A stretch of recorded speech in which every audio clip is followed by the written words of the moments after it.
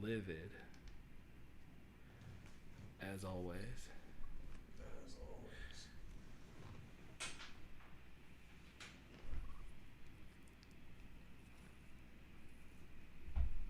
Yep, there we go. Okay. Live on, relatively live on all platforms. On two platforms. On enough platforms. on precisely two platforms, we are live. Non-stop. That's what we do. All right. Cool. So I'm just going to hop right into it. Oh, hey. Welcome to another stream. A new stream, new episode, new episode. thoughts, same thoughts, new spin. Same thoughts, just repeated over and over again. Till you listen. Till I feel like I no longer have a purpose. Thoughts and thoughts. I Cool. So never have a purpose. So Drift aimlessly through life. through this endless ocean of despair, this non-stop typhoon of emotion that is the mortal coil. Hopefully soon I can shuffle off it. Life is like a 52 card pickup with the addition of two jokers that don't do anything. And that's us. I saw a joke. It's not my joke, so I'm not going to take credit for it, but it was life is like a box of, or police are like a box of chocolates. They'll kill your dog. Just non-stop. So Cops kill their dogs, or We- cops kill people's dogs. we have to have talked about it at different points in times, but all this police nonsense over the past 58 days or however long it's been. Since their inception. Yeah, that too. since the guards patrolled the streets of Rome. No, the outpouring of hilarity and libertarian memes has been just A+. Of just people Just- shitting on libertarians, nonstop. or Yeah, it's been so yeah, good, so fantastic. because of their hypocrisy. Yeah, like the people just posting the flags with hilarious sub captions. Yeah, It's yeah. just so great. It's like one of them was like, "You don't need to tread on me. I'll lick your boots, daddy." And there's the snake just licking a boot. I had a similar one. I don't think I saved it, but it was like, you're not going to go out there and oppress those people. Not with those dirty boots. And it's got like a guy with like a cleaning rag. Another one is he's getting stepped on by a boot, and he says, "One day I'll own this boot." Yeah, that's a good one. I have one that it's just the snake and the flag, and it says, "We like cops now." Yeah. Are how many variations of like the thin blue line flag have you seen, like alongside the Don't Tread on Me flag? I've seen every color of a thin every color, and I don't understand what 99% of them are. There's one that's like red, blue, green, and it's for like first responders, firefighters, cops, all All of the above. yeah. Green was the nonstop military. Yeah, but it's all My favorite are the ones of people who are taking like paint pens or highlighters and they're filling in the making flag, it into making a pride flag. Make it into a pride flag. Fantastic. Yeah. Keep it up, guys. Yeah. Just nonstop. Yeah, dude. I don't give a fuck about defacing those stupid ass bumper stickers. I saw one on the on my news feed that one of my right winger friends posted that was like, "This is not okay." Somebody went onto their house and they burned their thin blue line flag in their driveway and spray painted on their garage, "Hey, fly the right flag next time." Wait, so you know somebody posted this that you know that happened to him? I don't know if it was just. I think it was just one of those shared Oh, Facebook okay. posts that like makes its way through the channels. Oh, okay. I was hoping you knew him personally. That'd be hilarious. I don't think that happened anywhere around here. There's somebody with a Trump flag like just down the street from me. I see several. Yeah. I've seen along my driving route when I drive for work. I see Trump flags everywhere. Yeah. Were I a younger man, like were I under 18, and it wasn't like I wouldn't go to prison when for I it. couldn't be tried as a felon. Yeah. Like, I would have tore all that shit down. I'm just a stupid kid, Your Honor. I didn't know what I was doing. I don't know what I was doing. I don't know what I was doing. I didn't know that I wish I did way more illegal shit before I was 18, man. That's I what they didn't don't teach you start in getting in school. trouble with the law until after I turned 18. I've been so stupid. pretty lucky in avoiding most of that, mostly by choice. I've I've- beaten every ticket I've ever gotten, though, in court. I'm successfully 3-0 against the court system. I'm undefeated in professional crime. That's how you score, is how many times they get you. Yeah. I've had a case thrown out before, so that was cool. Yeah, It also was like a 2-month process of me like taking off work to go to the courthouse just for like a different thing to happen. But eventually they just like threw it out, and it's like, this is something you probably could have told me over the phone so I didn't have to take a bus me. for 2 hours to get here. I had a situation when I was in management where somebody passed a hot check, or they stole like a book of checks and like just cashed them along their route from Missouri to California or wherever the hell they were going.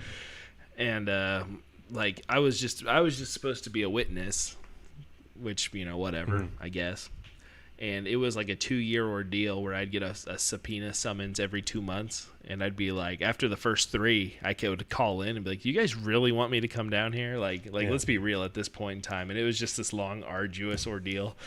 And finally, they're like, no, you're dismissed. We have your written testimony. It's fine. Okay. And I was like, I mean. Yeah. It's funny. What One are they time, when I was contracting, we were a 3-man crew, right? Right. But I the mean, job, right?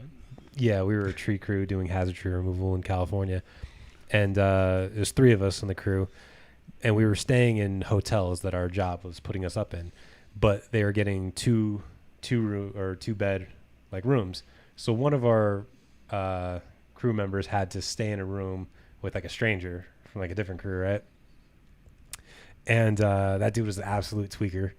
And one day my friend lost his wallet, right? And that guy was like, oh man, like I'll help you look for it. And they spent the whole day like flipping the room around. But like that guy had the wallet. And then the next day he took off, didn't tell anybody, just quit the job and left.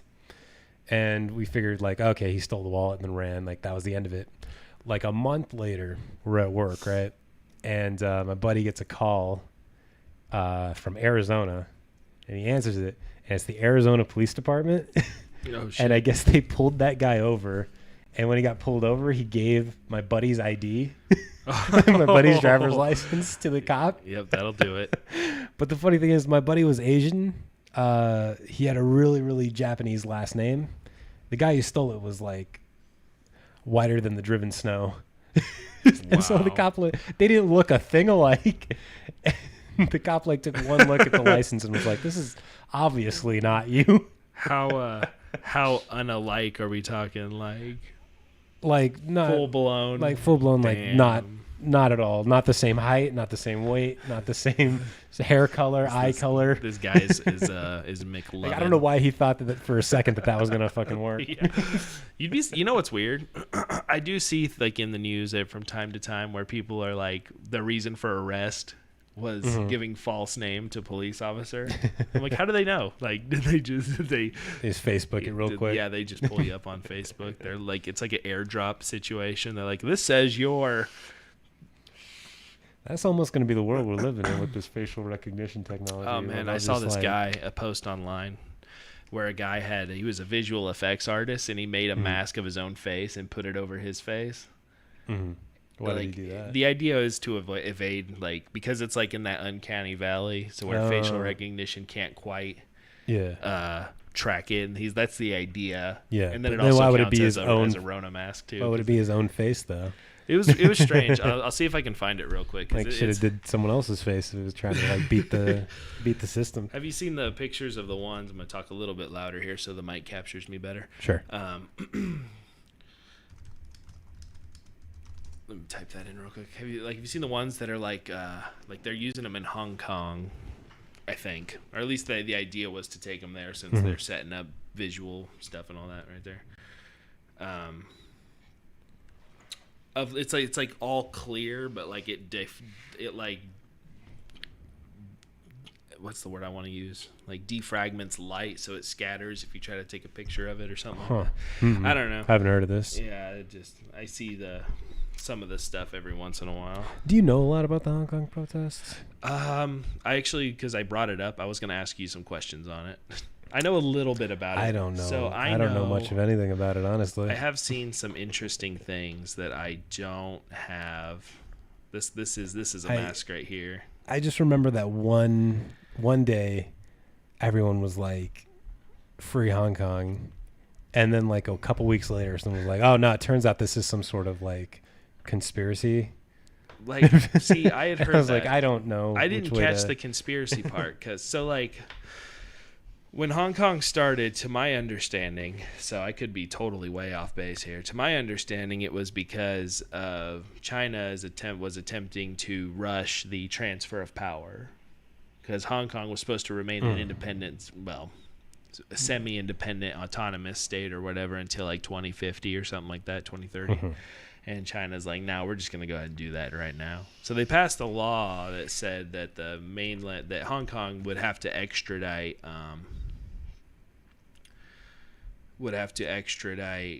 anybody that the mainland wanted, so political people, enemies and stuff. And then that's what initially caused the protests, to my understanding.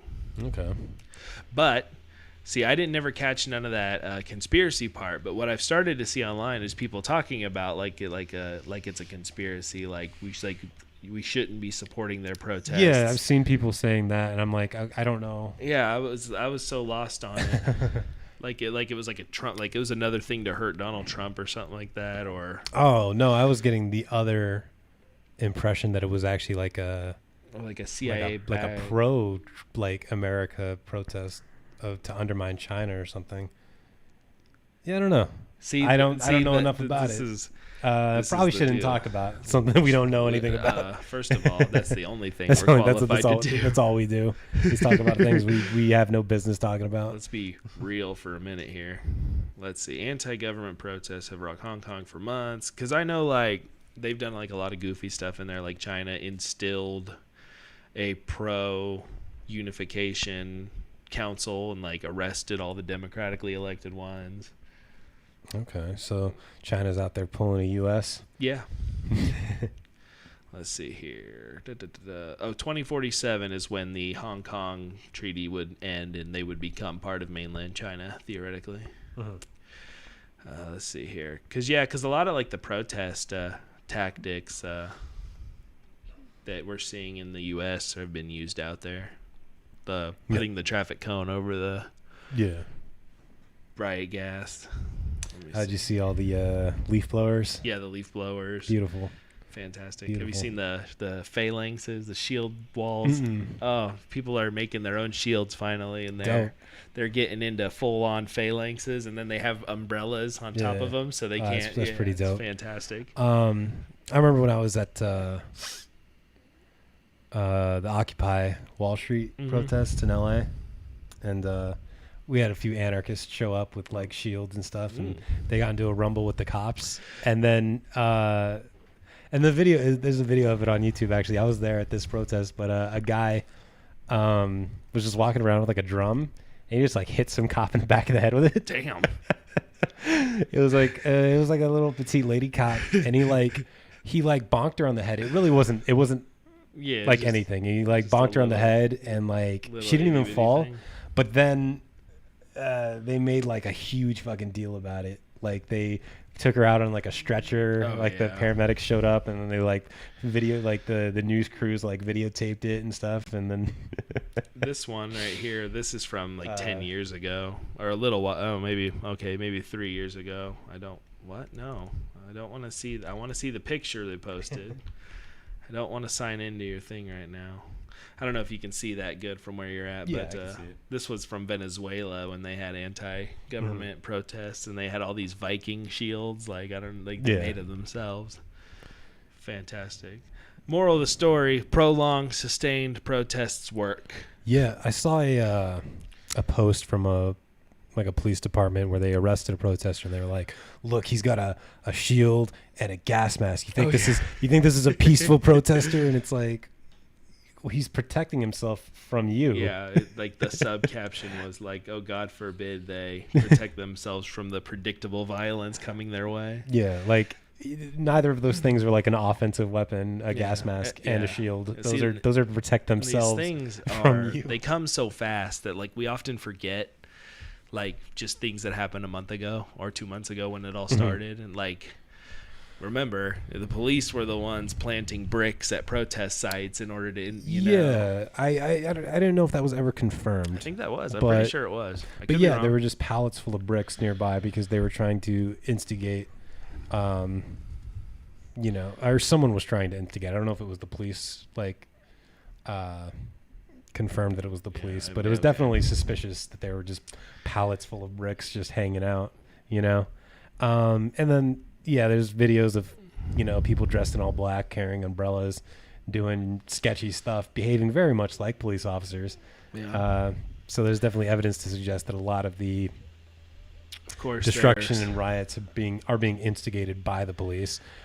I don't know, man. Sometimes it feels like, am I living on the same planet as like everyone else? Like no, like I don't understand it. Some people are just like just rioting and looting, like the cops are doing the right thing, but it's like there's a lot of evidence to suggest that the cops are the ones who are instigating the riots and the looting. The cops are instigating a lot of the violence. The police, there's that story that they were taking a nap at City Hall during the riots, like letting those go by unmolested, so that when the actual peaceful protests happened, they could just like enact violence on them. So it's just like, I don't know. I don't know what to believe, man, because I truly believe that the police are the villains in this story. And yet it seems to be like a whole segment of the population believes otherwise. Well, let's start with this. There are the Trump cult. There's just no other way to put it now. Oh, dude, did you see the support for wearing masks jump from 15-20% among Republicans to like 58-60% like the day after Donald Trump wore his mask in public. No, they're the dumbest. But I'm not surprised. They're the dumbest people on the planet. They're the dumbest people on the planet. I've said in the past, like, so it's like this like cult of identity with like them Trumpers, anything to own the libs we've talked about. Yeah. But like I just seen him tweet. This could be false. I don't know. They just say he's still holding like a plus 90% approval rating in the Republican Party. I wouldn't be surprised. I'm not surprised either. I wouldn't be surprised. I'm not at all. So like, and then they just completely disregard like literally the first 2 months of this pandemic. Like it's still some kind of sick conspiracy. Yeah. And actually, I have used what we brought up couple podcasts ago, talking about like even if it was a biological attack, it just goes to show you how well we're not defended or whatever. But anyways, it shows every country just that like if they wanted to do like a tactical strike that only affected the U.S., like they could do a biological attack because other countries would do the right thing. Yeah. And the U.S. would be uniquely stupid in handling it. Did you to own the libs? We're going to destroy the country. But that's kind of the most tragic thing about Donald Trump. Or just like if somebody like him was playing like the long con, like Donald Trump's base will do anything that he says, any single thing that he says. If he went full scale, like we're going to do Medicare for all, we are going to defund the police, we're going to have like sweeping police reform, we're going to end the war on drugs, decriminalize all drugs. If he did all of that, he would not lose any of his supporters. Nope. Because one, those are all good ideas. But also just like because he said them. The small semblance of what remains of logic in their shattered and torn brains would like flicker on like, hey, this is good. Yeah, no, but like anything Trump does is good to them, though. That's the thing is like they wake up just like Trump good, Democrat bad. If he like beat Joe Biden from the left, like completely if he went full scale like communist, he would, his supporters would still be on it, and then people on the left who feel disenfranchised would fall behind him too, and he would end up being like just a transformative figure if he wanted to. If he wanted to. He won't. No, obviously he won't. Yeah. I'm just saying that like he could do something like that. Yeah, and absolutely. He could adopt any platform, anything he wanted. It really wouldn't matter what, and these people would still do it. Yeah. And that's kind of like in the middle segment here. We can start on it now. Sure. So I typed into the title bar like a progressive tone shift, and I don't know if that was the right way to put it, but I've dabbled on it in the past and like how we approach arguing issues with effectively the right wing, whether that's the establishment Democrats, corporate Dems, the neoliberals, which I think makes up the biggest segment. Sure. Because what I've kind of found is you can't really argue with like facts and logic. Like when you're arguing with somebody who like doesn't want Medicare for all, like even though it's, I mean, just on paper it's just the better option. Like there's just no way around it. Like that they don't want to hear that. There's no real substantive argument for having it's private just, insurance. It's opposition, in my opinion. This is mostly true for the Trump cult. It's opposition for opposition's sake. Like, well, it's the complete rejection of any like norm. Well, I guess. there's moneyed interest behind it though. That's that the reason is you have private insurance lobbyists. So right. Well, that was just an example I was using because it's the easiest to. Yeah, you just have to follow the money. Yeah. For anything that you go like, why is this like this? Like it'd be so easy for this to be better. Why isn't it? Yeah. And it's you just follow the money. It's true. Pick an industry. Name one. Anything. Follow the money. Yeah, I saw a documentary. I rented a documentary from the library called "Who Killed the Electric Car." Oh yeah, and that's it was about the General Motors. I think it was Chevy, right? GM. Made the Leaf or the EV1 or the something. EV1. They didn't make it. What they did was I thought they bought the company and shut them down, or they like stonewalled them to where it would never reach production. No. They made it to production, and what had happened was they only allowed people to lease them. But a bunch of like celebrities had them. Tom Hanks had one, Mel Gibson had one, and stuff. And they're talking about like how great it is. And George Bush was putting like initiative to put like charging stations at gas stations and stuff like that. Mm-hmm.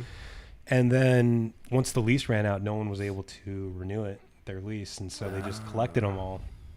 They like repossessed them all and then just crushed them. Ooh, dang. And it was just initial price of $34,000 in $1990. Holy shit. Yeah, I mean it wasn't cheap, but I mean, but then by that like metric, like Teslas aren't cheap today either. That's true. But imagine if we had been working on like electric cars for the past 20 years. Yeah. So it goes back to that old argument, like what if Tesla won the electric wars instead of Edison. Yeah. So, but it's like, whether or not, you don't believe, it's funny though, because like climate change is not like it's not like a toss up the way that like it's framed. Like, you can believe it or not. Like, no, the science is settled on it. Like, but you can't argue that like smog is bad. Or like that smog isn't bad, like that pollution isn't bad. Turns out inhaling copious amounts of car exhaust is not good for your health. Yeah, that's not like there's no way to argue that. Well, like I read this is an interesting one. I had to bring this point up because I tweeted this out years ago,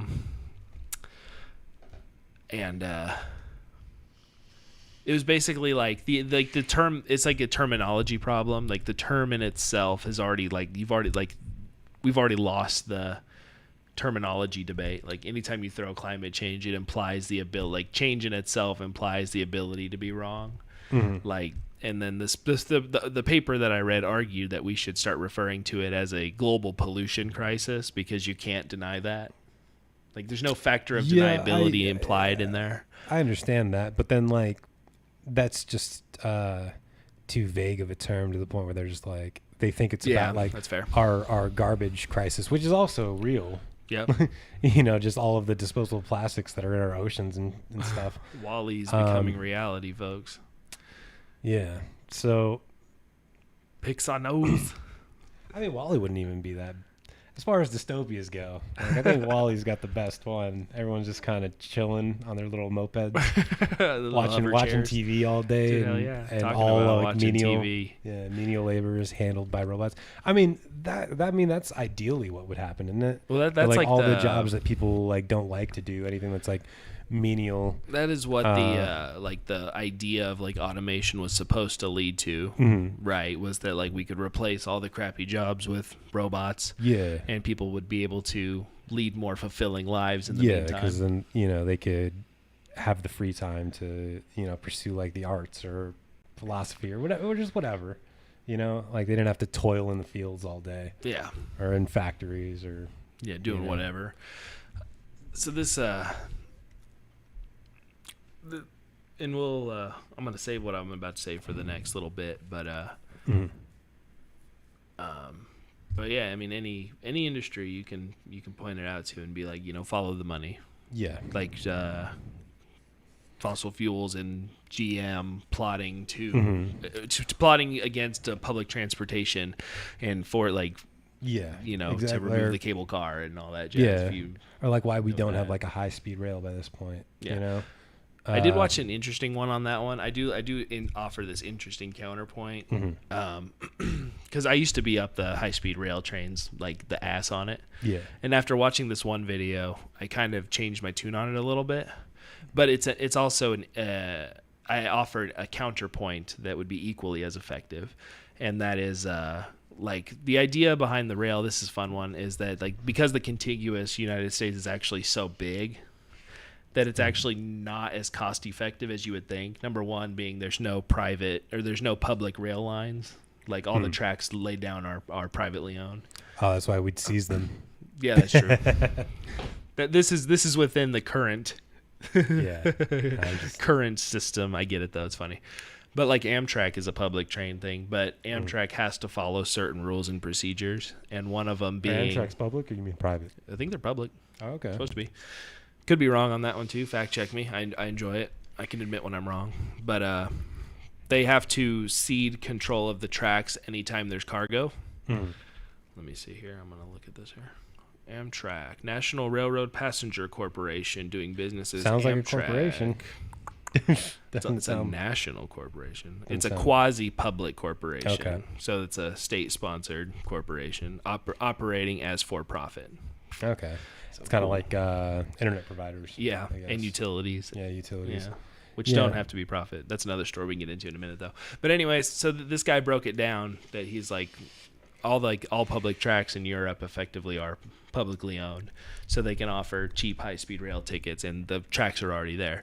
Ours are all private, and the problem is like the time it would take to travel on a high-speed rail isn't actually any like you don't save any time versus like flying an airplane. But that's the point, though. Is that like airplanes pollute a lot more. That's true. And there's until we get our super electric hovered planes, less cost effective to fly a plane. But then the opposing argument they offered up this is just this one specific video. Sure. The opposing argument they said would be like to create a subsidized airline, like a publicly owned airline, that you could get cheap tickets to fly to and from. I mean, but I get the pollution side of it. Yeah, though, for sure. The price is one aspect, but also it would be really cool to get like an airline, like a jet engineer in here, and like ask them like, what is do you know one? No. Yes, actually, no. Okay. But I know a guy who probably does know them. I knew a guy that worked at Hawker for years upon years, so he's probably got a few engineer friends. Okay. I wonder like like what could they do with air travel to like, do you think they could make electric planes? Is that what batteries are too heavy? That's true. The technology isn't there yet, but I mean, it doesn't mean it never will be. What if we solve this at this moment these UFO problems that they're about to start releasing? I do want to talk about it because I'm super into that. I love all that, the UFOs, the paranormal. So and all they that haven't jazz. confirmed that they're otherworldly. Like that's the narrative that's been passed around. They have confirmed that they don't know what they are. Yeah, the craft. They're potentially off-world craft is what I think the term. I don't think officially they've ever said off-world. I don't think so either. A lot of people are pointing to the fact that like Harry Reid How far deep into ufology have you ever gone? I've watched a lot of like documentaries on Nat Geo back when I was a kid and had cable. I watch a lot of back when times were good. Yeah, I'd come home from school and like watch Nat Geo. Yeah, So I'd watch like shit on Bigfoot and like Loch Ness Monster and then like UFOs and just all that paranormal stuff. Aliens, cryptids. Dude, I like that stuff too. The Thunderbird. Oh yeah, that's always one of my favorite cryptids. The Thunderbird. Oh man.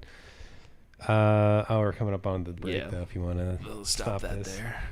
A couple things I definitely want to get into. Hey, welcome to everybody in the stream. Got a few viewers. We got a spam bot coming in and telling us to buy subscribers. You'll get banned from Twitch for that, unfortunately.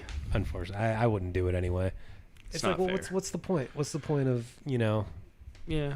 The point of this is to get the message out. You're not gonna so like having bots is not conducive to that goal. I thought it was that most honorable tradition and it was making money. No, I'm kidding. Yeah. We're not supposed to talk about that. We're not supposed to talk about what? Making money. Oh. I mean, no, don't get me wrong. I'd like to make money off of this at some point. It doesn't seem very likely. No. Once we use this to springboard into like a radio show, although I imagine radio is not super profitable industry anymore either. The only way to generate buzz is to be controversial anymore. Got to be viral. Well, I think that would work here because we're in a pretty deeply red state. Oh, 100%. Like I think that'd be. That's why that's exactly why I think the far left movement, whatever you want to call it, needs to start in the Midwest. Needs to start in deep red states, 100%. Because if you go to blue areas, and this is my big fear for like somebody like Shahid Buttar. Yeah. Or Buter. Butar. Is it Butar? I always feel like they say it different in his videos though. I feel like he said Butar. I don't think it's Shahid. I think that Shahid. I think it's Shahid. I think I'm just saying it wrong. I don't know. You're adding an H. Oh, well, I apologize. I like the way it sounds, though. Yeah. The way I say it. What about him? That's why I get scared for him. Like I know that district, San Francisco, is pretty. I mean, it's definitely liberal for sure, but does it like move into like leftist territory as a whole? Like I don't know. Like, I'm afraid that they're going to pull a Joe Biden situation, and they're going to be like, well, Nancy's doing such a good job confronting Donald Trump that we don't think we should take that risk. And then Nancy the Pelosi. Liberals, even though, I talked about it before. I was talking to like my dad and other people. And I'm like, you guys should love Nancy. She's on your side. Yeah. I have like an older friend that I met in college. She, Collage. And she sometimes posts like lefty stuff or like likes the lefty stuff that I post, but she's also very, very liberal. And so I posted something about Nancy Pelosi. Like, why is Nancy Pelosi still in office at 150 years old? Like, just the thought of like preventing poor people from getting health care, like get her out of bed in the morning. And she was like, Nancy Pelosi is a badass woman. She got Donald Trump impeached. And it's like, what did that do? What did that accomplish? First of all, I've been in this argument so many times. She got him impeached on the least egregious thing that he's done. Yeah. This is it's the media. They don't want you to know the truth. Remember, progressives have tried to impeach him, I think, at least 7 times since he took office. Yeah, and also like there was actually a video of her. She was talking about so someone asked her why she wouldn't impeach George Bush for the Iraq War, which is worse than anything Trump has ever done. I know. By the way, I know you're not a super big fan of Jimmy Dore, but he did propose a unique scenario as to why she didn't impeach George Bush. Yeah. The only thing that got Nancy off her ass to impeach Trump is that he went after Joe Biden. Like that was it. Yeah, her and Biden are best friends. It's because he was he went after their own. She could give two shits about 1 million Iraqi civilians losing their lives. Like, she could give a fuck about that. But, like, try to attack Joe Biden, not on my watch. I know we engage in rampant I'm not even going to use the word conspiracy anymore because we'll just call it rampant speculation. Yeah. Because conspiracy, I think we're right. Conspiracy is like climate change. It's a word that's designed to be dismissed. I think we're right all the time, though. It's true. I think we're always I think right. we have a pretty good damn track record, which is unfortunate. Fluoride in the water is a government mind control. Look it up. Look it up. No, there is a double-blind study that showed it caused a 10% decrease in IQ points. People that drink fluoridated water, man. Look it up. I drank a lot of fluoride. Don't drink fluoride. I didn't drink fluoride growing up. My parents would get those big 5-gallon jugs and go fill them up at the reverse osmosis stations. I drank a lot of tap water. That's why I drank water from the garden hose, man. That's bad for your brain, bro. At the very least, though, fluoride does crystallize your pineal gland, which is what produces melatonin and helps you sleep. So it does lead to insomnia if you drink fluoridated water. But it does have a marked decrease in IQ points, man. Interesting. And whether or not you believe that IQ is a valid metric of measuring intelligence, which I don't really, but at the same point, it is concerning that it does make people perform poorer on them. So good for your teeth, though. That's what they say, but it's good for your teeth topically. You don't need to ingest it. Like, you can have like a fluoridated mouthwash, and that's fine. I've read what the ingestion now. Look up the IQ, the test. Oh boy, IQ test, fluoridated water. Fluoride. I read a paper that said, like, if you ingest it, what ends up happening is it's recycled through your saliva. 65 studies. 65 tests. Fluoridealert.org, man. 65 studies. But there's actually... I don't want to read from an activist site. I would like to... No. This is the National Health Institute or whatever. Okay. Yeah. Look it up. Let's look here. This is the one I'm talking about, too. It says there was a noticeable decrease in IQ. Significant inverse relationship was found between fluoride concentration in drinking water and IQ. Take that to the bank, people. It was observed that IQ was negatively correlated with fluoride concentration in drinking water. It is concluded that IQ level is negatively correlated with fluoride level in drinking water. Yep. Look it up, man. It's government mind control, bro. Okay, I won't go that far. It wasn't chemicals in the water, Joe. It's the fluoride. It's too bad that this is all off the recording podcast. We'll make a reference to it. We'll bring it back up once we get the. This is interesting. I'm actually super into this. I love reading papers. There are no conflicts of interest. That's all you have to say for that. Yeah, because this is probably not like. Let's see here. Yeah. But then like, what's the alternative? Is to just drink because I drink distilled water, but then there's also like the risk of like microplastics or whatever. From drinking like bottled water all the time. Like, the best thing to do would just be to get like a reverse osmosis system in your house, but it would maybe invest in infrastructure to where they could actually just pump good water to you. Well, no, they want the fluoride in the water. Well, I know they want the fluoride in the water. So they wouldn't actively pump non-fluoridated water into you. Interesting. Yeah. This is from the Dental Association. Let's look at this. Well, that one's gonna be in favor of, because fluoride does factually, like, it is good for your teeth, but you're not supposed to be ingesting it, man. Huh.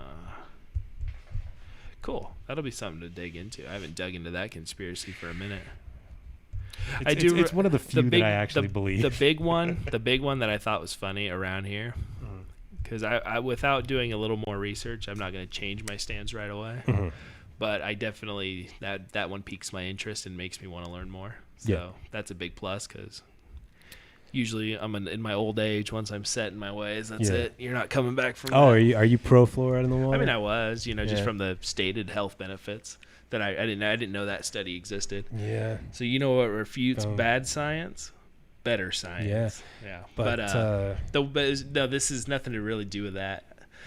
So generally, I would say, I guess I'm pro fluoride just because, like I said, I didn't know about that. But just from the benefits, better teeth, blah blah blah. Don't eat a lot of processed sugars and take care of your fucking teeth. Definitely not. Like animals don't need to brush their teeth. The only reason humans do is because we have so much added sugar and everything. That's true. Yep. But no, the way they worded it on the local ballot here, because it actually made it to the local ballot.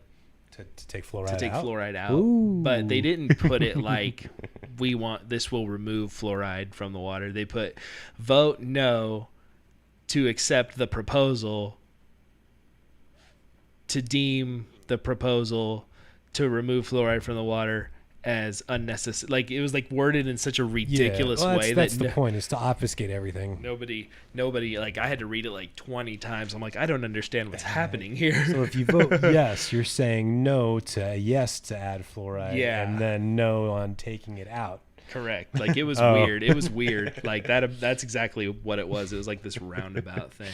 It was like some Looney Tunes. Yeah, it was duck it season, was rabbit wacky. season. Yeah. Did you see that they're not letting Elmer Fudd have a shotgun in the new HBO? I didn't see that. No, I didn't see that. It, of course, on the right, it caused a huge controversy. You know, the damn dams are coming for the guns. Well, you know, but Elmer Fudd is not supposed to be like Competent. Yeah, he's not supposed to be like someone you look up to. But whatever. Yeah. Yeah. Whatever. I don't know. Let me tell you, Tom and Jerry are a big part of my formative years. That's where I've learned all manner of I used ridiculous to watch a lot levels of violence. I used to watch a lot of Tom and Jerry. I love the movie. I watched that movie where they talked. I The didn't first like that. one, yeah. I didn't the like best. that. What? When they started talking, that was That movie is a bullshit. goddamn national treasure, and you will respect it as such. No. You can talk. No. Didn't Tom, or not Tom, Jerry, didn't he bang like some little alien one time? I think that's probably. Yeah, there was like, it was like a tiny little green alien. little green one, Yeah, yeah. with like tentacles in her head and like. I believe so. I don't know if he Yeah. banged her, but I'm sure they. It was make the heavily implication. implied. It's like He banged. He to banged quote her. modern philosopher Dennis Reynolds, it's all about the implication. The implication. Jerry fucks. this guy fucks. Oh man. Hold on. All right, we getting back in. Yeah, let's pop this one All back right. on. We can't have conversations in the in between. We Yeah. forget things. All right, we back to. All right, you ready? Yep, there we go. All right. So we talking about fluoride, right? So in the if you go to the YouTube channel, you can catch our exclusive conversation about fluoride. And I would like to of talk. violence. I'd like to talk about it on the podcast at some point, though. That would be a deep dive. It's insidious, man. We could I'm telling you. We should get a couple people. Did in you for watch that one. Parks and Rec? I did. See, there was a whole episode about that. Do you remember that? Not off the top of my head. So It's been a while since I've sat down and watched this. yeah, it was the guy who was like, it was like the sleazebag character in Parks and Rec, and he was promoting like fluoride in the water being some sort of conspiracy theory, and that he was like crazy and that he didn't have any good science. But like, Parks and Rec is like propaganda, man. It's insidious, bro. Because like, you remember how much she liked Joe Biden? Oh yeah. Yeah. Mm. Yeah, Parks and Rec is the ops, bro.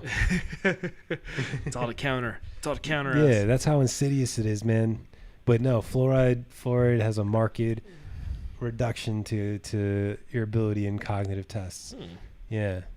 That one, I'm gonna do some. But you know, research on there is nowhere in the country that has safe drinking water. There's a That is website. true. There is a website that you can type in like your zip code and it'll tell you how safe your drinking water is. Let's find out. I forget what website that is though.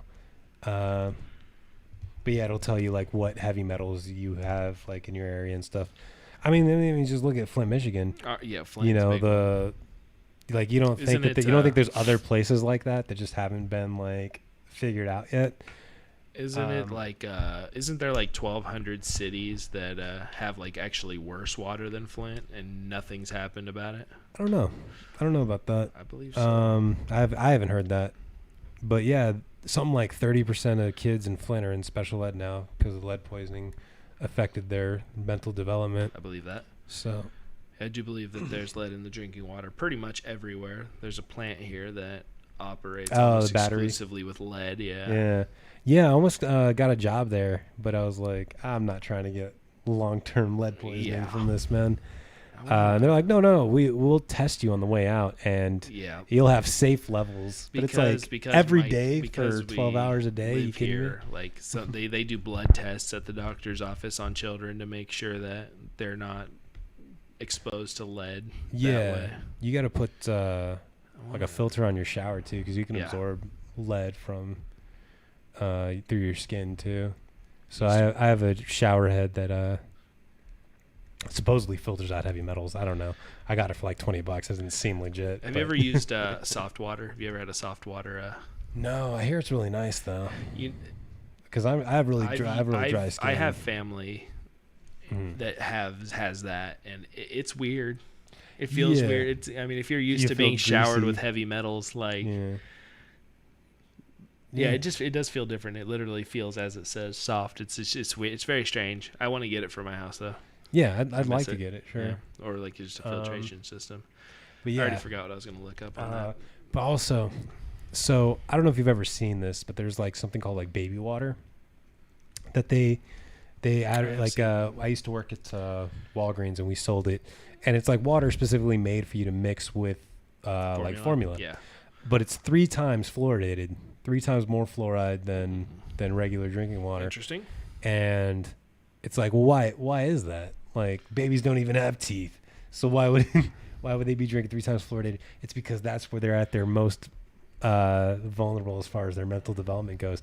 Something like 80% of your brain is developed by the time you're 3 years old. Like, yeah, I believe that. Yeah, so they want you to feed triple fluoridated water to your babies, bro. It's all part of the plan, man. Any bottled water that's low in fluoride and has labels indicating it's been purified is best for baby. Okay, that's not what that's the one that's best for babies, but they have one that's fluoride added. Look at that. Fluoride purified added water. Look at that. Mm-hmm.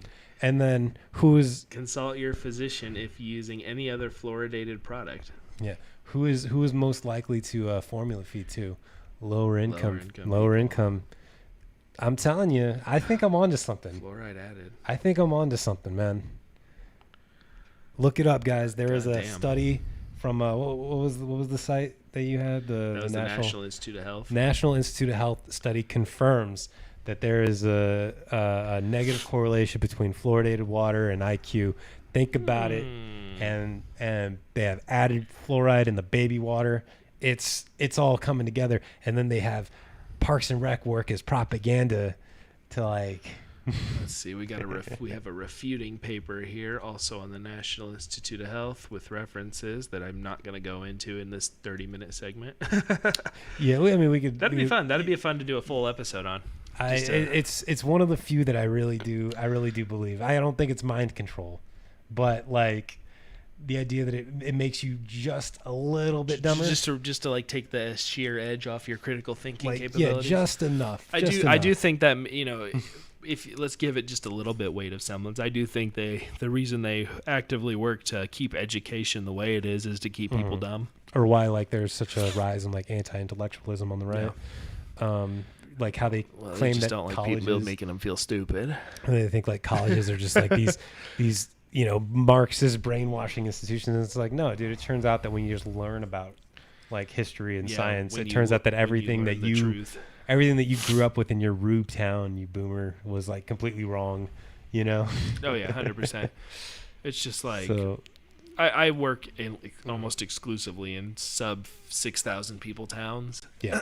It's ridiculous, man. But it's just like it's just that they just believe things that like their daddy taught them and their daddy taught them. Mm-hmm. And it's like and then it turns out that that's not true, but they can't handle being confronted with a differing opinion. I was actually thinking about that earlier though. You know how there's like, because I see a bunch of like boomer posts where it's like, this is what happens when you don't beat your kids, they turn into Antifa, and it's like, I wonder though, because there was that movement in like, the 80s and 90s about like being just like the influx of like parenting books about like how you should like, give your kids timeouts instead of hitting them, or like speak to them instead of like hitting them, and sort of like this idea of just generally being more caring and nurturing to your kids rather than just beating them. Yep. And then you look at sort of like young people's political leanings, like boomers or not boomers, but millennials and Zoomers, how they're all pretty left leaning, And I wonder if that is like what it is.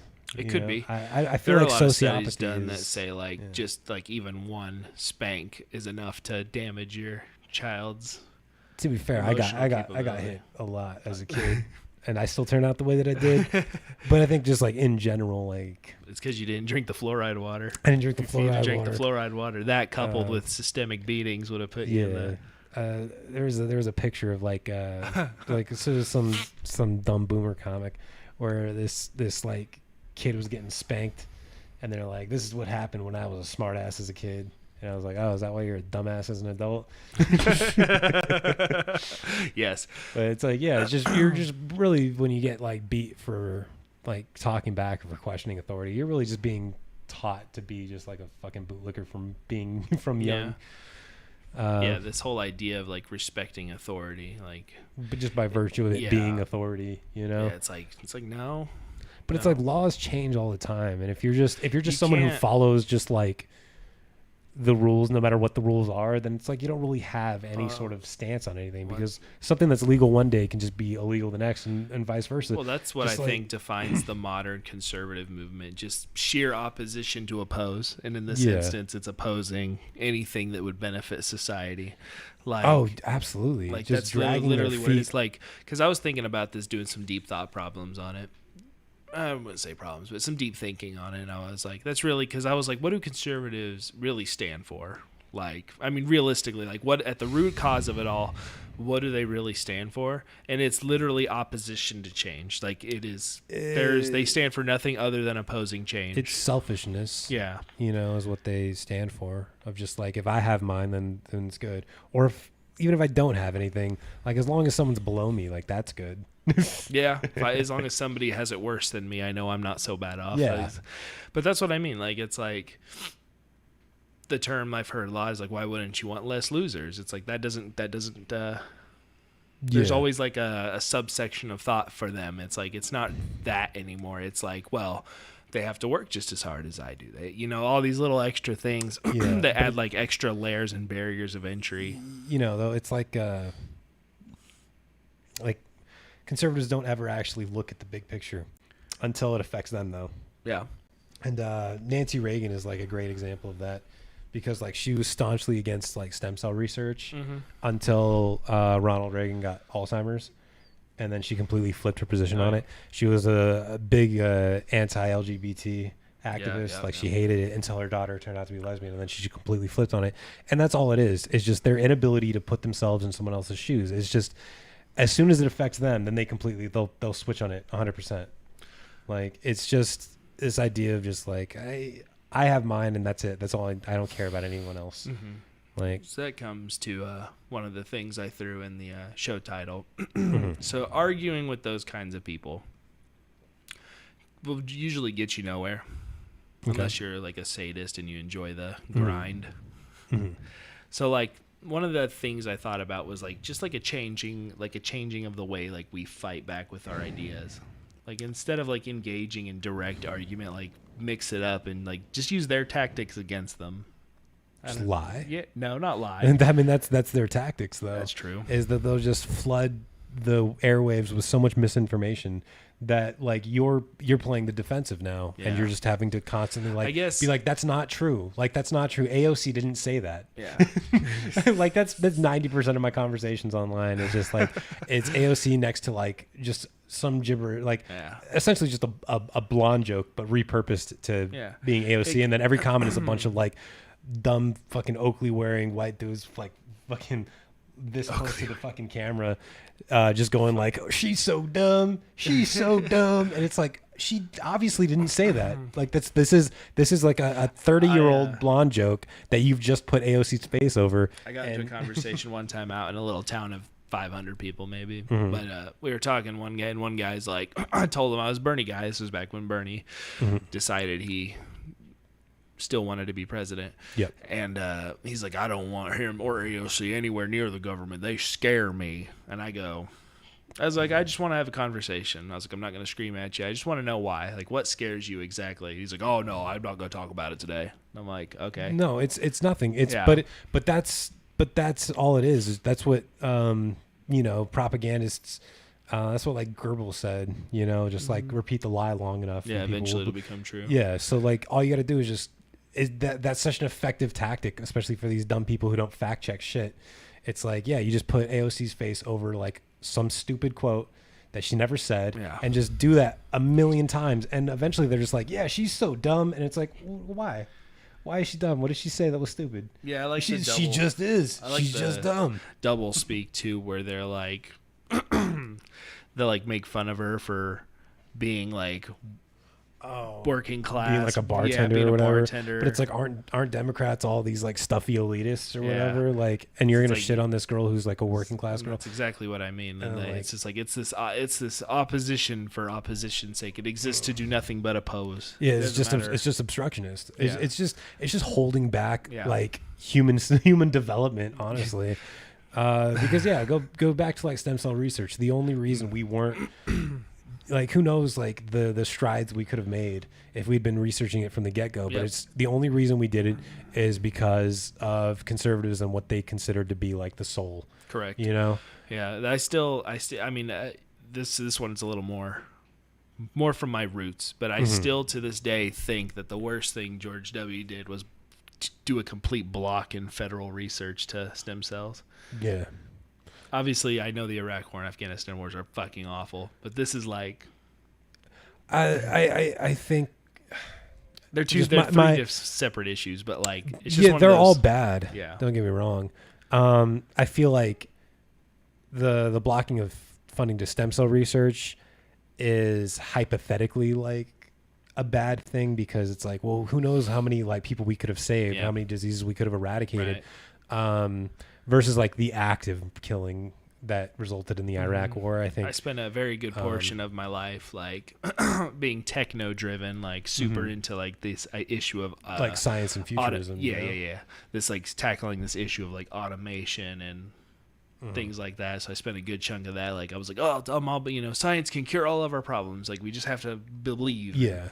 There's a good video on YouTube, and it's a little outdated because I think it's like 6 years old, but it's like, what could NASA do with the military's budget? Oh yeah. And the military budget has only grown since then.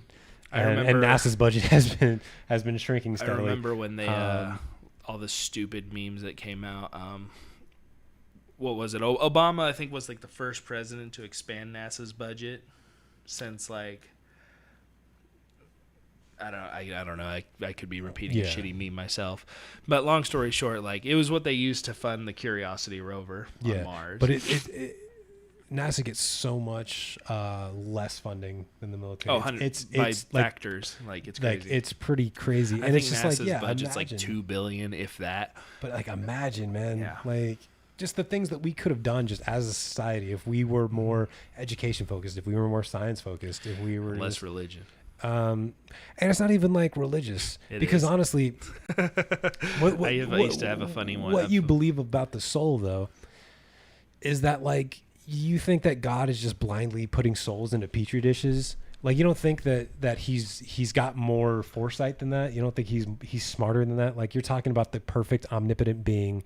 You don't think that he knows the difference between like a child that was made intentionally with love and who is going to grow up to be like a fully formed person versus like a petri dish that you've just like injected sperm into an egg in a dish. You think he's just blindly throwing souls into everything? Like he's got like strict rules that he's going to follow. He's rolling stat blocks, bro. But it's like, but that's, this person will become Steve and he'll have a strength of 14 with a +2 modifier.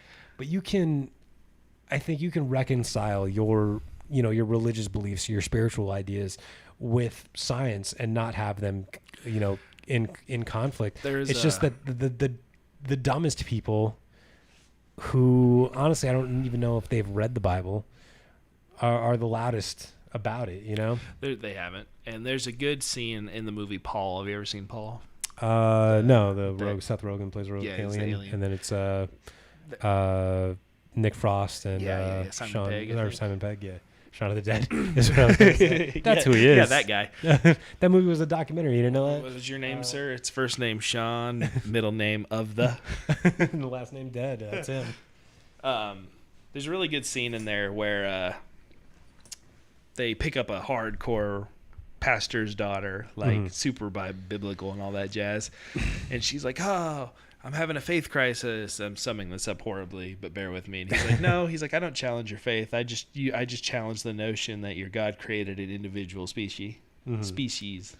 And like that sums up, like it's not the science's job to reconcile the technology with your beliefs. It's your job to reconcile the beliefs with the reality. Or if we'd like discovered aliens, then we would have to understand, like, okay, well, did an alien version of Jesus show up on each one of their planets and, like, you know, die on whatever their version of a cross is for their salvation? Whatever their version of the cross. I don't know. They're aliens. That's the name of my new hardcore band, Versions of the Cross. Versions of the Cross.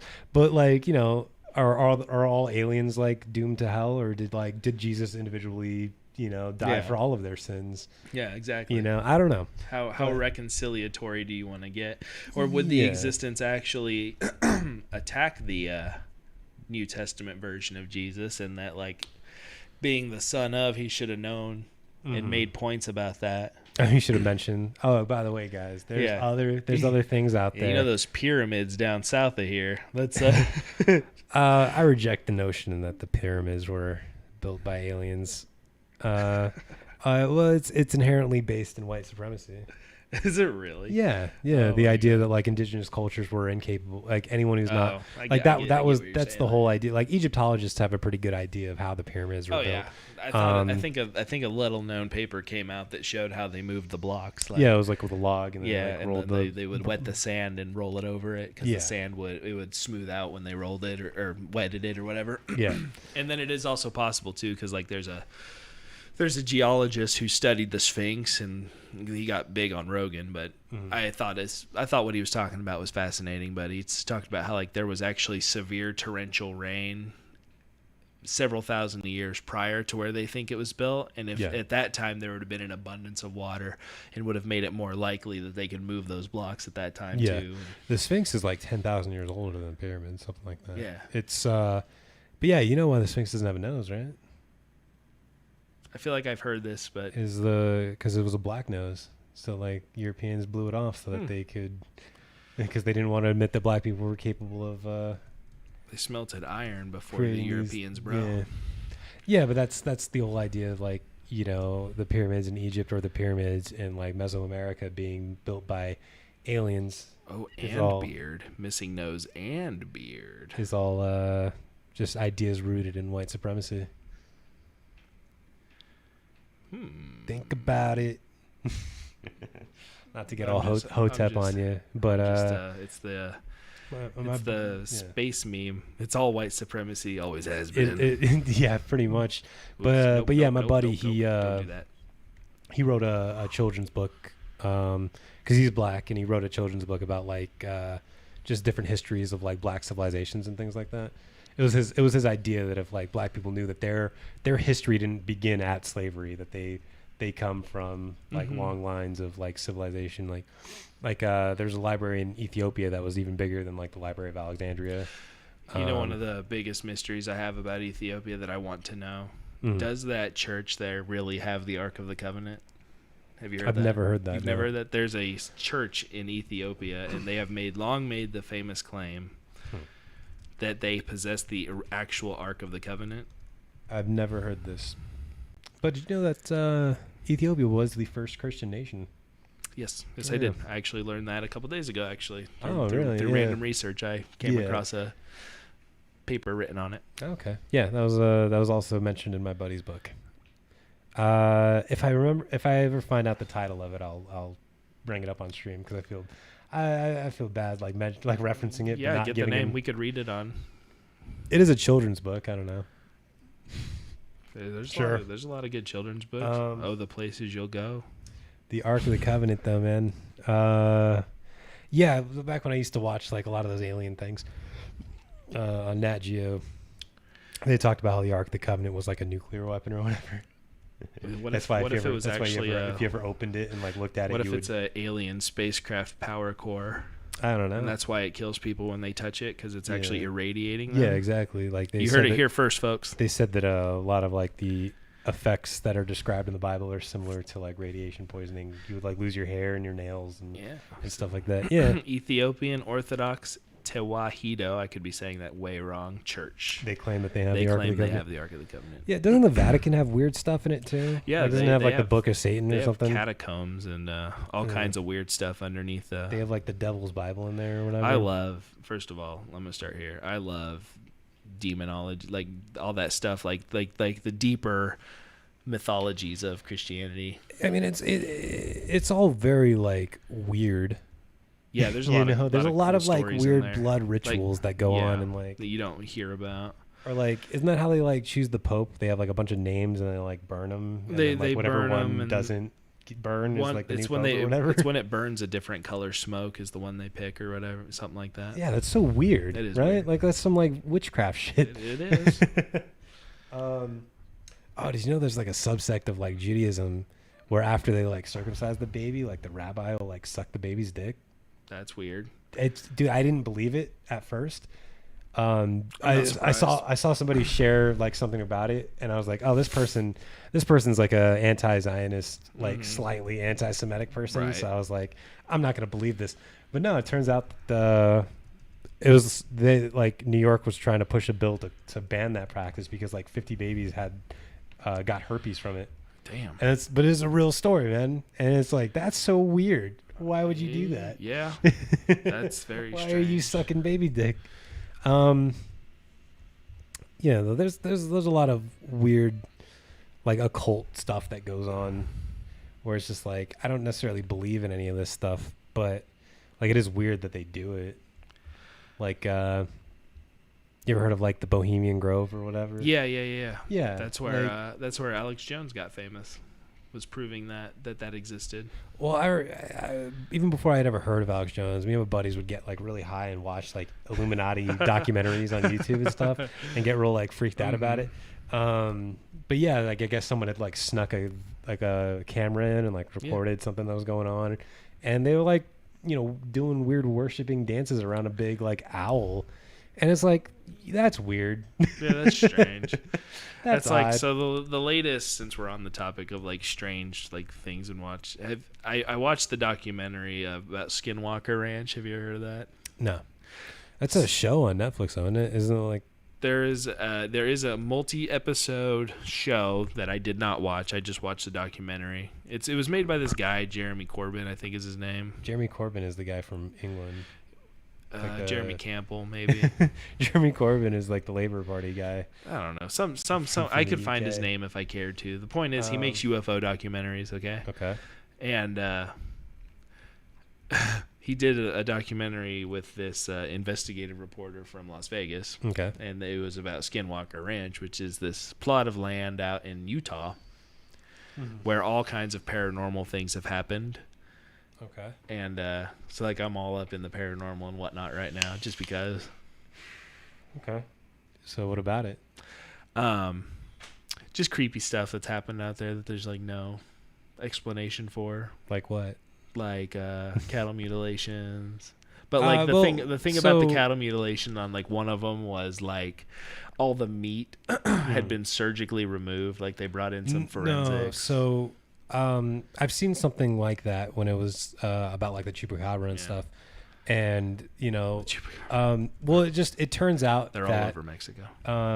It just turns out that like the softest parts of like the animal get like eaten first. Of course. So like a lot of times like it'll look like surgically removed like genitals or eyeballs and things like that, but it turns out it's just normal. Supposedly on normal this decay. one, it like the skin and bones were intact, but like they brought in some forensics to look it over, and they said like this was like removed with like a scalpel. Like it wasn't like I was watching like a video, a thing on, I think it was like Sci-Fi or whatever, where they do that. They investigate like paranormal claims. Hell yeah. And yeah, like it looks like surgically precise, but it's just what the flies ate, and they stopped like, oops. You know. Yeah. Yeah, it's all that's explainable. Yeah. And then there's other ones too, like Like the one guy talked about like a UFO craft that was like right above his house, and they have all these interviews and stuff from people that live out there. And like the thing about it is like all the surrounding towns all report the same shit. Like, well, yeah, you know, but I'm it's just- definitely like the- misidentified. I did take me a stuff second from- to real quick recall why I brought it up. I was just talking about because I've been in like the paranormal mood, like Okay. looking into all this stuff lately Sure. because of watching that one and Finding out like the Pentagon is Pentagon like released we're gonna release the UFO tapes and blah blah blah, and I wonder why now. I wonder why they're doing it now. maybe they feel like the general public is ready to finally accept, or they're trying to create a common enemy for us to unite against. Around Watchmen style. Yeah. You will look up to the sky and you will scream, "Save me." And I will reply, "No." It's funny. There was a YouTube channel called "It's Just Some Random Guy," and he would do like these little skits with action figures, and he had one with Rorschach, and like for my whole life I'd gotten that quote wrong because I've been quoting that YouTube video. And he's like, "All the horrors will look up at us from the street and shout, 'Save us,' and I'll whisper, 'No.'" And that's what I lived with in my heart. That was the quote from the movie for the longest, and it wasn't. That movie, I enjoyed it, but was also simultaneously let down by it. There are two parts to that movie that I think are really good, and it's the origin of Dr. Manhattan, I think was really well done, and the stuff with Rorschach was really well done. I think all of the stuff in the middle is pretty bad. I pretty much only like the Rorschach stuff. Like, I get the Manhattan. Like, I like the existential parts with Dr. Manhattan, where then like he's like near the end where he's like you're so unique that even given millions and millions of years of forming elements, I could never create something like you or something like that. Yeah. Whatever. Yeah. But yeah, Rorschach is the highlight of that movie. I would pay to see a movie of just Rorschach. I don't need. Did you any watch of the other- HBO Watchmen No, series? I haven't. I've heard it's crazy good, especially given the current Yeah, climate political in the climate. world. Yeah, I'll have to check it out. I haven't seen it either. I haven't either. That's a good place to stop that one. Let that one roll here. Let me see. What did I title this one real quick? Because I already forgot. We've been moving all over the place. Actually, it's been pretty spot on. I just forgot what all three things that I typed into the thing. Oh, maybe I should look right here. Oh yeah, We're getting into like some. We started with We like the should- fluoride in the water. Should we just restart and start a conspiracy theory podcast? I mean, Easy more views. people would be probably entertained by that than like political heavy one. But I don't know. I don't think our opinions will be taken seriously anymore if we like went full blown like Alex Jones territory. Well, Alex Jones runs a conspiracy and political show. I guess like it's been done. His is a conspiracy theory show disguised as a political show. Yeah. Have you ever? I think I've shown it to you in the past. Have you seen the Alex Jones as a folk rock alternative rock band? Yeah, I fucking I'm love it. angry. I've had enough. Or did you of show me these that people. one? I think I showed it to you I don't remember. because I loved it. We're gonna stab your daughter at the mall. That's fucking- We're gonna stab your wife, your son.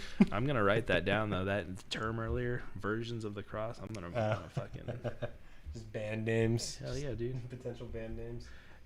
You know what's funny is I've always wanted to do music and I'm really bad at it. But I always write down these like names and terms that I think would be like super cool like to use as a song. Polygamous lesbians. No, too easy. I thought here's a couple here. Oh fuck. That was the name of my fantasy. Pray football away team. your devastator. Yeah. Systemic detriment. Fantasies of sacrament. Your mama knows. I just write down Yeah. the random stuff. Eldritch Knight. This is just a class from D&D. I thought It's a make good- it, it's a good make one, a though. good power metal band name. Eldritch Knight. Yeah, it's pretty good. I like it. I wonder, and I don't think like you could like Wizards of the Coast could claim ownership over it. Like I think The question is part of the OGL? Is it part of the open game license, like to where they can't copyright it and you're free to use it? Yeah, I don't know, because it's just 2 words, you know. As long as you don't capitalize the K in night, it's fine. Why not? Because then it's ownership. It's a pronoun. It's possessive or verb, adjective. I don't know. I think Wizards of the Coast would be chill enough not to sue you for it. I don't know about that. Well, let's look. Copyright. I don't think you can copyright. Oh, it's on the D20 resource, so it's probably OGL. You could run with it. Yeah. But like you said, are they going to sue? Probably not. You? Especially like a small band. Oops. Did you see? Was it Lady Antebellum changed their name to Lady A to? Yeah. But then they sued someone solo else. Artist who was also called that Lady A because they had some agreement. Yeah, I heard about that. I didn't know all the facts on it, so I'm not going to comment on it. Yeah, but like a lot of people were hidden. Who listens to Lady Annabelle? I've never heard anybody listen to them. I like their one song. I saw Need You Now, I think. I saw like is that them? I think so. Oh, okay. I saw a like a parody, like a satire website that was like Lady Antebellum changes its name to the Washington Redskins. They're Washington football team now, sir. Yeah, no, that was the joke. Is that Lady Annabelle just went to another offensive name? I gotta say, given everything going on, those Onion dudes are still cranking out some of the best satire articles I've ever seen. Are you gonna tell me that Washington didn't have a backup name? A backup plan? Yeah. I did see one that they should rename themselves the Red Tails as a tribute to the Tuskegee Airmen. Yes. Yeah. And that'd be cool. And I was like, that's fucking awesome. That's one. That's pretty dope. Yeah, there's a few good names. Are these guys headquartered out of DC? Yeah. See, I didn't know that until like a week ago. Yeah. Oh, you thought they were like Washington State? Yeah. No, they're in the NFC East. So interesting. But I guess the Cowboys are in the NFC East and they don't belong there. Fuck the Cowboys. Yeah. Those guys. I mean, Dak Prescott wants $500 million like Patrick Mahomes. you don't know Patrick Mahomes. Although, like, let's be honest, that's an insane amount of money too. That is ridiculous. Yeah. I told my friend, he's a big Chiefs fan, as everybody is around here. I was like, how are you guys gonna have money to turn on the lights in the stadium if you guys are paying them all your cap space? It's a lot of money. But they did just win the Super Bowl. It's $50 million over 10 for each year for 10 years. Like, yeah, that's ridiculous. Yeah. Man, to be an athlete. Yeah, no doubt. I mean, it's like a lot of hard work. I'm not gonna downplay it, but have you noticed how like a lot of people like utilize and I could just be misinterpreting these statements a lot, but you ever seen how people seem to utilize like the existence of like the NBA and NFL as like proof that systemic racism doesn't exist? Yeah, and it's like that drives me nuts because I was watching one commentator was like, you know, it's easy to be successful. You just have to be Michael Jordan and I was like that's easy. But like, how much of the population is a professional athlete? Like 0.1% of the population. Less than that. You know, like, the thing about it is not only that, but like how many given roster spots are available at any given time. Like there's just so many factors. 52 per football team and. Plus 13 on the practice squad if you want to if you want to play technicals. But like, you know, the NBA is what 25 players per team or something like that. I don't know. It's not a sport. I don't know the NBA. Basketball is not a sport, so I don't know. But, sorry, reference to a really old joke I used to tell. Oh, why would I know that? I've told it to you before. There's only 4 real sports in the world. What are they? They're mixed martial arts. Number 1. Rugby. No, then American football, really, soccer, and golf. Get out of here. I think soccer and golf could go if we're gonna really limit things. Yeah, it's just a joke. Like it starts out, you're like, okay, I get it. Then you're like, wait, what? Poker. Yeah, poker's a sport. Poker. So is shuffleboard. So is what is it? Curling. Yeah, curling. Okay, let me start here real quick. I'm not gonna lie. I have not religiously, but just about every Winter Olympics, I will watch curling. That shit Yeah. is fucking amazing. And I'm sure it's hard. Like, I'm sure it is. But like the hardest thing about it is making sure you have your broom. yeah, but like if you're like you take a look at like the U.S. Olympic curling team, Dude, I there's watched like a couple of dads. I that- watched in 2010 when the two sisters won the silver medal in Olympic curling. I watched that whole weekend. I watched curling. I was so into it. Yeah, I'll watch it when it's on, but it's not like I like the way I'm they not like, scream at "Ooh." each other, like they're screaming like murder, like to stop, like ah, ah, like they're freaking the fuck out as they sweep the board or whatever the hell they call it. It's a big deal. I mean, you're at the Olympics. Yeah. Like you're being watched by millions of people. Like it's a big deal. It is. It is a big deal. But yeah, like professional bowlers and professional curlers, like they don't look like athletes. Hell, I think Magic the Gathering should be an Olympic sport. I think chess was an Olympic sport for a little bit. It used to be, but Yeah. then since like a high level chess game will take a year and a half to resolve.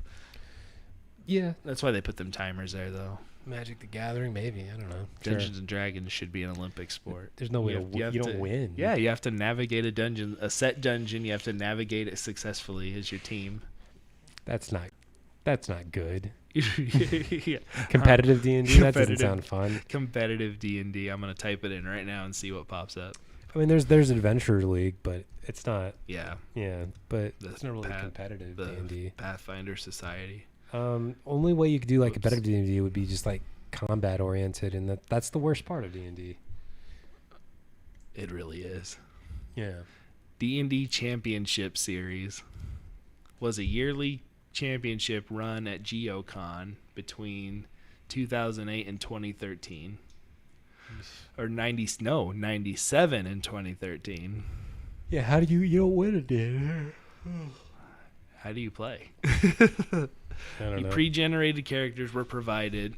Dungeon masters were provided the same adventure. The adventure was divided into 3 parts, with each round being 4 hours long. Oh, I'm out. The exact scoring system was kept secret. So then how do you know you win? You just tell, like, that's not fair. You don't know if you're down at all.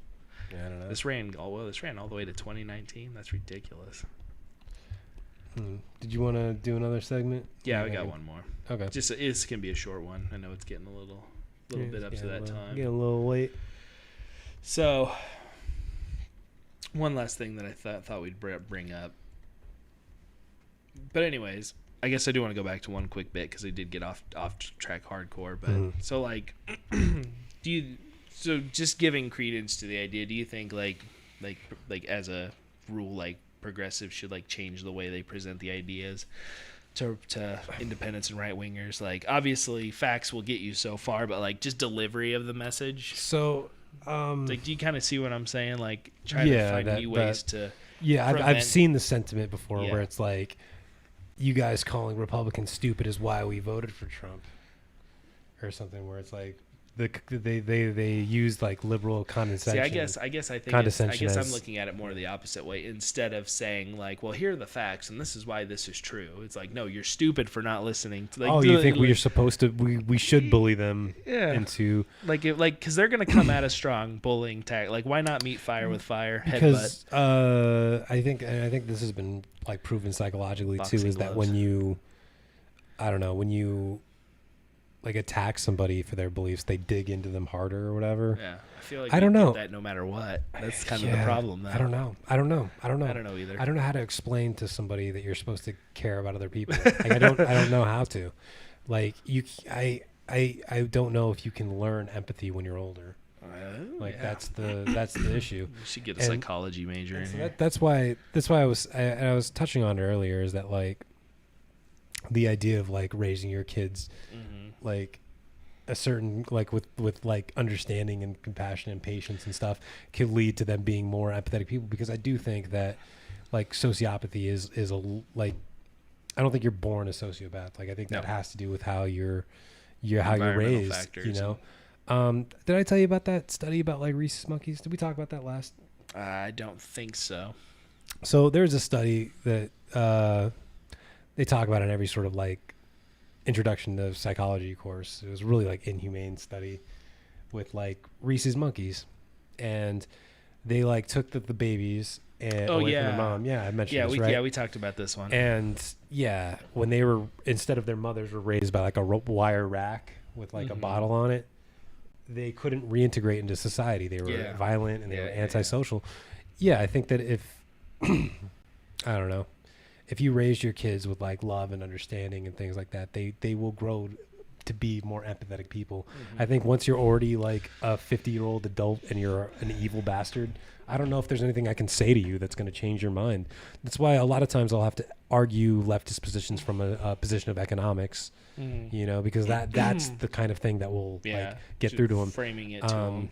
Like a friend of mine, he posted something like that where he's like, we got to stop trying to talk to like belly forward Americans, like telling them about how it's about saving other people's lives. Like they don't give a fuck.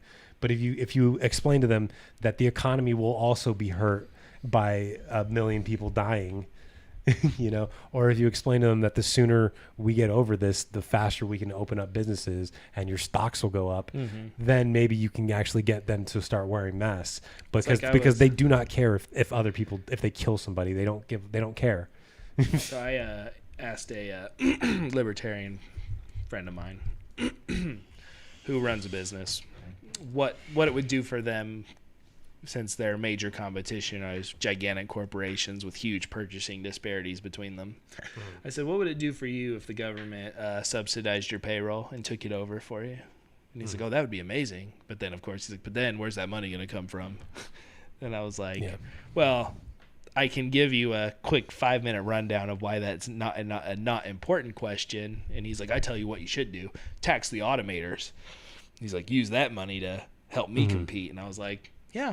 And it's actually that same thing you were saying. Like when you change the argument, it's like I don't have to explain to you why money is irrelevant. When money doesn't matter. When you argue from like a position of economics, same thing as like Medicare for all, like especially to small businesses. If they don't have to provide health care for their employees, then you know, there's less of an incentive for them to work for bigger multinational corporations that can have better benefits. You know, I left a small mom and pop tree service because they only offered a healthcare program that had like a really high deductible, and they didn't offer dental or eyes. And I ended up leaving them for like a huge multinational tree service because they provided all of that, and at a lower price too, at a lower you know, what's your monthly payment called? Premium. Yeah, at a lower premium. Because, you know, the bigger group policy you buy, the cheaper it is, like per person. So like bigger companies get cheaper insurance. It was one of those ones that it also baffled me during the primaries too, how all the unions came out in support of Joe Biden. Because they didn't. Well, the leaders, the one with the most union support was Bernie Sanders. Had the most member-wise, yes. Had the most like union the leadership of major unions like flooded to Joe Biden. No. There's a whole Wikipedia page on like chapters of unions supporting Bernie Sanders. Like not individuals, but the whole unions. I know that it was. This is the. But the media reported that it was like. But it was funny to me because like they picked out one union in Nevada. There was and a big like, one. hey, like it was one like food service union. But in the Nevada. members of that union voted for Bernie. Yeah. So I just thought it was funny because they're utilizing that excuse. They were like, "Well, we don't want that. We don't want the health care to go away. That's our bargaining chip." And it's like, then you're not a good union. Yeah, but if you already had like the gold plan that you didn't have to barter for, then you can now organize for higher wages. Yeah, exactly. That's how they undercut you. They go, okay, we'll give you this, and this. Yeah, and instead of what you want. Instead of higher wages, we'll give you a better health care. Yeah. Like, but it's like if you already had health care, now you can negotiate for better wages, which is, you know, probably another reason why all these big corporations don't want Medicare for all, because then they'll have to start paying their employees better. I often float the idea in my head of trying to organize my coworkers into a union, but since we live in the rightist to work state, don't know if that would go over that well. Yeah, I don't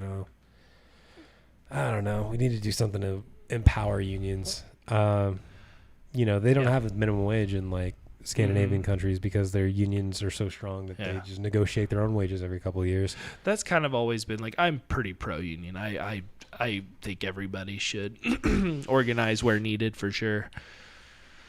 But I've also like thought like too, like if you have a like the right policies in place, like you could also like, couldn't you like theoretically also make unions obsolete as well? If you just like raise minimum wage to a certain point. Yeah, or Like- to like if you obviously you take healthcare out of the equation, you like create like a flex Nah, wage bill or I think- something that says minimum is $40 an hour in California and $25 an hour in the Midwest or something, something like that. Like, No, I think unions are always going to be more important because they can Yeah. always negotiate. you should Negotiate for- individually yeah, for what they need correct. and work together to provide like better Yeah, safety. I get you there. Currently healthcare, but like if there was Medicare for all, I still think the unions would be important to argue for better working I get you conditions there, in for general. sure, Because you have for sure. an individual worker has no bargaining power Yeah, against by their himself. boss because they can just fire you. But if you all work together, you can actually get things done. Even if it's something as simple as like putting a snack machine in your break room or something dumb like that. Mandating breaks know? and all that. So yeah, you are right. I get you there. I guess what I'm basing the logic in, I guess it's kind of that Bernie-esque argument in a way. It's like the more things that you can strengthen them by providing more for them from the other side. You know what I mean? Yeah. Yeah, I guess. No, we should have strong like safety welfare. Yeah, like nets. using bad logic to reach the wrong conclusion, I think, is what I'm doing. But Yeah, like we should have strong social safety nets, but also empower unions. Yeah, Like I don't at think the it's same I don't think it's a time. one or the other thing. Yeah. right. Like we should raise the minimum wage, but we should also have strong unions negotiate for even higher wages. I guess like if I were to put it in this sentence, it's like make the social policies so powerful that unions are become obsolete. Obviously they won't, Yeah. but like I guess that's my logic path. It's like take all these things out so they can argue for the other stuff. I guess that there's like Does that make sense? yeah. Not that I want that. I just powerful unions all the way. I'm just saying. Yeah, just is that But something I that we think could we've talked do? about it before, where like I think government's biggest impact is the relationship between the corporations and the workers. Like What do you mean? stepping in to protect people when Yes. other things overstep their boundaries. That's essentially like why you couldn't have like laissez-faire capitalism Yeah. without a state, because a state only exists to regulate businesses and Right. things like that, and so that they don't just completely screw over their workers. Yeah, you know? it's the third leg on a table of workers, companies, and the government. Because but if you of course if you eliminated the profit motive, Yeah. then there wouldn't need to be a state, because you wouldn't dump your waste into the water supply to save money, because there wouldn't be any money to save, so you would just dispose of it the right way. Yeah. Into the sun. Launch it into the sun. Actually, I think I seen a video that like broke down why that would actually be more difficult than Yeah, well, I mean, you would have to provide enough yeah. fuel to get it out there, and also that matter will no longer exist on the earth anymore. Yeah. Eventually you'll run out of just things to shoot off into the sun. We only have so many rockets. That's where the Yeah, you can't- military-industrial complex. How comes much in like again. metal are we wasting every rocket that we shoot the goddamn trash into the sun? Obviously, you haven't seen my new patent for a bamboo rocket. Hey, Could regrow ICBMs. hey, maybe Regrowing ICBMs, name of my new political rap band. do it. Yeah. Is there anything else you wanted to touch on? Yeah, tonight? there's one other little bit that I thought would be fun, because as we make fun of people, especially on the right, a lot. I brought it up before we started, but did you see the video with Steven Crowder and the gentleman painting the mural? Yeah, I've seen that. Give me your thoughts. What are your thoughts on this 10.5-minute interaction? That guy that was painting the mural, the black gentleman, saw right through Steven Crowder. Like he knew exactly what he was and what he was there ahead for. of time, yeah. Yeah. No, I'm not saying that he knew who Steven Crowder was. Yeah, I'm saying he the could tell. tactics, yeah. He could tell right away that this guy wasn't here to have a productive conversation. He was here to get like a gotcha moment. Yeah. You know? a big gotcha And moment. then Steven Crowder was like, "Aren't you being racist when you say white people call the cops?" And then he Oh, that immediately hurt. called the cops. Yeah. Steve That Crowder hurt. is the least talented man in the world. Bring a right wing grifter is so easy. It's so easy. Oh, it's You nuts. just have to like provoke people, and like that guy, the other guy came off so much better than Steven, and he was like Steven shows up to these fully prepared of what he's going to say and what he's going to do, and then still somehow comes out looking dumb. Just fake ass Superman. it was just like, oh man, it was rough to watch for me in a way, because I was just like, oh man, that dude has the patience of a fucking saint. Yeah, Steven was just harassing him. Yeah, for like, nonstop. Yeah, and he just kept going like, all right, I'm done talking to you, and Steven just kept like shoving the mic in his face. It's like, dude, leave him alone. Yeah, call the police. Yeah, was call just the like, oh my police God. on this guy. It was like, Another fun person who you enjoy talking about, or at least targeting, anyways. Did you listen to Benny Chap? Yeah, did you see Ben Chap? Did you see him on Rogan's cast? He was. I don't like watching him on Rogan just because it makes me respect Joe Rogan less when I Yeah. see him on there, because Joe Rogan is such like he's very much Bruce Lee, be like water. Yeah. Water goes in, a bowl, it becomes a bowl. Steven Crowder just is it's not Steven Crowder. Joe Rogan is just whatever his guest is, because he can have Cornel West on, Yeah. and it'll be a lovely conversation. I want to see more of Cornel West. Yeah. I love did you that did guy. you listen to that Joe Rogan Yeah, Cornel West? it's That's fantastic. my favorite. I think it's my favorite episode. But like Joe Rogan will have Cornel West on, and it'll just be a delightful hour and a half of like productive, good conversation, And then Joe Rogan will have Ben Shapiro on it. It'll be like a bigoted, fucking transphobic. Yeah, that one hurt.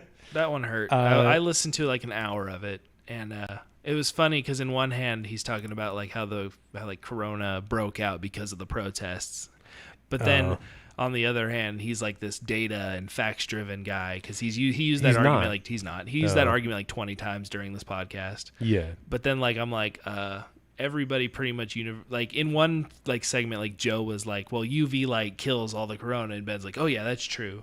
And it's Okay. like protests take place outside. It's like you can't agree with that statement and say the protests caused the outbreaks. And the protesters are all, not all of them, but a lot of them are wearing masks. Now, are they contributing to spikes in corona? I don't doubt it. I don't doubt it I at read all. a couple different scientific papers that said the outbreaks were not from protesting; they were from Yeah. reopening of It was from- close yeah. proximity businesses like Yeah, bars. it and- spreads easier indoors. I'm not saying that it, like, are the protests like perfect? Are they not spreading corona? They probably are. yeah. But you have to weigh that onto like Yeah. what is important at the Right. moment, though. Because then they threw that out there. It was this big roundabout non-logical discussion. It was really infuriating to listen to. Yeah, I don't. Ben Shapiro always argues from a place of feelings. He never argues facts. Yeah. He doesn't. He's the worst at it. But again, he's a propagandist. Yeah, that's very he'll true. just he presents himself as this very serious facts don't care about your feelings kind of guy. But like, he's not that. He's Yeah. certainly not that. Like, his whole shtick against like gay marriage comes from a place of his feelings. Yep. Like, Well, like they talked about marriage on there, and this one was funny. Because he was talking about, it's like, the best advice I ever got was from my dad, and he said, when you don't find a girl till you decide you want to get married. And then he told the story of how he got engaged at 3 months or whatever, and blah blah blah, and all this jazz. And I'm just like, and Joe's like, I have to disagree with you on that one. Yeah, no, Benny it's Chap like, just yeah. he just So there you go. If you want nobody wanted to. If you want sleep some with him. cannon fodder for your takedown video, Oh yeah, I've been thinking about doing a long form, like just undercutting Ben Shapiro, just because but I don't even know how powerful he is anymore. After that Andrew Neil interview where he just like threw a hissy fit and walked off, and I then think after like he is as relatively as influential as ever. And You think that's so? it's You think he's specifically because, again, this is going to go back to what we were just talking about a little bit ago. They don't really care about any of that. You can't throw any of that out there, his audience, and be like, are you sure? I feel positive. like he's less. I feel like people are taking him less seriously. He's now. not as, I will say this, in my opinion, I will say he's not as influential in the regards that he does not really like Donald Trump. At least he's, No, he's changed on that. All these never Trumpers are still Trumpers. yeah, He still said he's going to vote for Donald Trump. yeah. But yeah, read his book, True Allegiance, if you really want to get a glimpse into the mind of just I how have to read stupid more. how stupid Ben Shapiro really is. Like, he's not a smart guy. No. Yeah, I don't know. You could debate, Adderall like driven, sleep deprived college kids all day. Oh yeah. Like it's the easiest thing to do. You go to some place where you know that people are not prepared to have a debate, and then you debate them, and then you selectively edit it so that So they look silly. unreasonable and you look really smart. That's the I whole really Steven liked, Crowder shtick of the like change my it's all mind. of them. Carlson, Hannity, they all do it. And then, but Jordan Klepper does that too at the Trump That's rallies. fair. But they're funny. Yeah, but he's funny. But he's funny. Yeah, no, he's actually like a talented comedian. But yeah, Love it's not hard to do. Like I could find, especially here in this town, I could find a million dumb Trump supporters, and just make them look stupid. Yeah. But yeah, was Benny really Chap is a dumb guy. dumb guy. He's a dummy. He's dumb. Yeah, that's pretty much all I had. I thought that I just Okay. wanted to touch on that one because I thought it was just so funny. You just watched it? Yeah, I just seen it. Yeah, Steven Crowder just comes off as such a beta cuck. Yeah, he looks like a man at the end of his career. That's how I felt in that video. Like he's just grasping at strings I hope now. So. I don't know. I've tried to listen to his podcast. Unfortunately, Greg Gutfeld, who's also like an abhorrent person, but he's like a Fox News host. Because Steven Crowder used to be on Fox News. Someone leaked like a text conversation that he had with somebody else, and he was just shitting on Steven Crowder. He was like, nobody at the studio liked him. Like he was just such a weird guy. Like I'm so glad that he's gone. And they were just like, it was just leaked text, and he was basically heavily implying that Steven Crowder was really gay. he very well could be. I mean, not that there's anything wrong with that. No. But Steven Crowder thinks there's something wrong with it, and so we'll go back to the same thing of like, yeah, I think everyone who's like big anti-gay is probably gay. Yeah, closeted and whatnot. Well, yeah, the people who think that being gay is a choice are the people who have chosen to live not gay when they really want to be. Let's see here. Type in Greg Gutfeld. Yeah, that's what I'm looking at. How do you type that? Greg. Gutfeld. Well, look at that. Yeah. They're associated. Yeah. Oh, let's look here. Let's do a dramatic reenactment.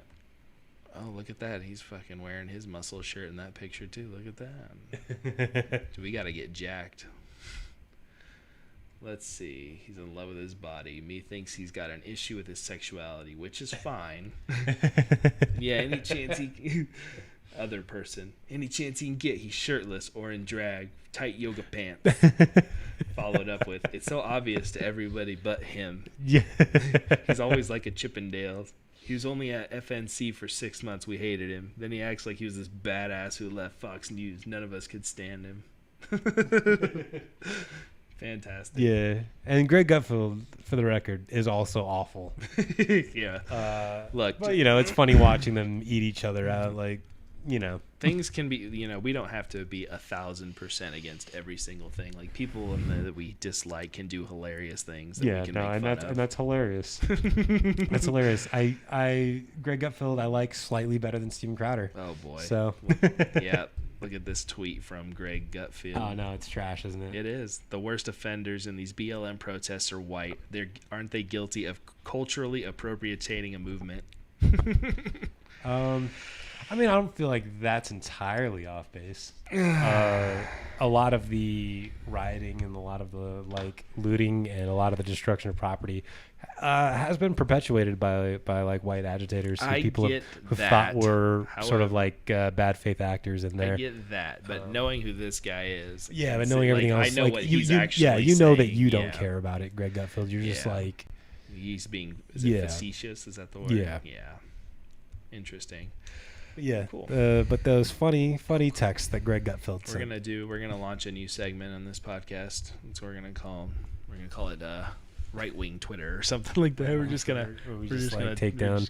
I I think that'd be good for an offline video. or we could actually like have it on a series on a screen. Yeah, so on people can screen, see so it. people so can see people the- don't think we're making it yeah, up. so people can see the tweets in real time. Cite your sources.